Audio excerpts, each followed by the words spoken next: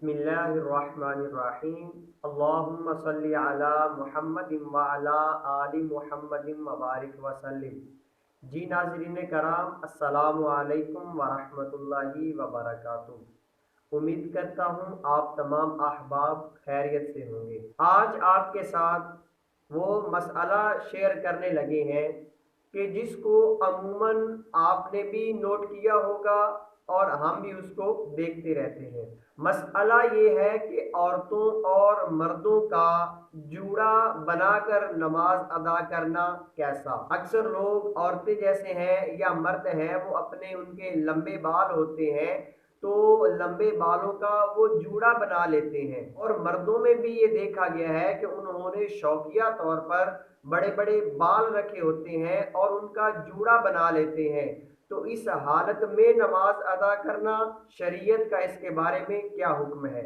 Number एक, पहली बात तो ये है कि औरतें इस हुक्म से इस्तिस्ना हैं, यानी औरतें अगर जूड़ा बांध कर नमाज अदा करती हैं तो उनकी नमाज अदा हो जाएगी, कोई हर्ज नहीं।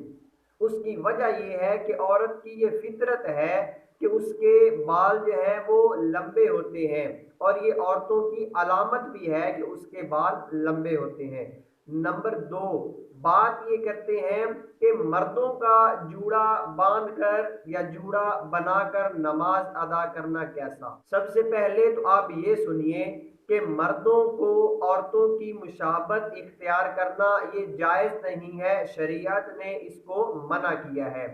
यानी मर्दों का, नौजवानों का बड़े बड़े बाल रखना, इतने बड़े बाल रखना कि कंधों से नीचे हों, तो शरीयत ने इतने लंबे बाल रखने को मना किया है और ये औरतों की मुशाबत है।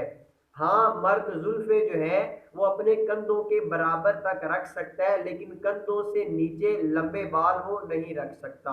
अब जब लंबे बाल रखने की इजाजत नहीं है तो जूड़ा बांध कर नमाज अदा करने की भी इजाजत नहीं है, क्योंकि इधर भी औरतों की मुशाबत आ रही है और औरतों की मुशाबत इख्तियार करना ये मर्दों को सख्ती के साथ मना किया गया है। तो मर्द का जूड़ा बांधकर नमाज अदा करना ये जायज नहीं है। अल्लाह रब्बुल इज्जत अमल करने की तौफीक अता फरमाए।